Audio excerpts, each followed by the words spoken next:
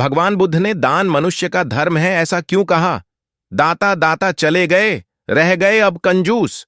दान मान समझे नहीं, लड़ने को तजबूत। एक बार प्रदेश में अकाल पड़ा। यह देखकर गौतम बुद्ध को बड़ा दुख हुआ। उन्होंने लोगों से कहा कि बहुत से लोग अन्न और वस्त्र के लिए तरस रहे हैं। उनकी सहायता करना हर मनुष्य का धर्म है। आप लोगों से जो कुछ बने वह दान करें। बुद्ध का उपदेश सुनकर सब लोग बिना दिए अपने अपने घर चले गए। एक गरीब व्यक्ति बैठा ही रहा। उसने सोचा कि मेरे पास तो ये वस्त्र हैं, अगर मैं इन्हें उतार कर दे दूंगा तो नंगा हो जाऊंगा। उसने फिर से सोचा कि मनुष्य बिना वस्त्र के पैदा होता है और बिना वस्त्र के ही चला जाता है। न जाने कितने साधु सन्यासी बिना वस्त्र के रहते हैं, फिर मैं बिना वस्त्र के क्यों नहीं रह सकता? उसने अपने वस्त्र उतारकर बुद्ध को दे दिए। भगवान बुद्ध ने उसे आशीर्वाद दिया।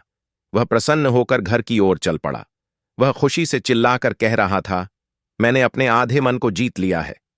तभी सामने से राजा की सवारी आ रही थी। उस गरीब की बात सुनकर राजा ने उसे अपने पास बुलाया और पूछा कि तुमने आधे मन को कैसे जीता है? उस गरीब ने कहा कि भगवान बुद्ध दुखियों के लिए दान मांग रहे थे। यह सुनकर मैंने अपने वस्त्र उतार दिए।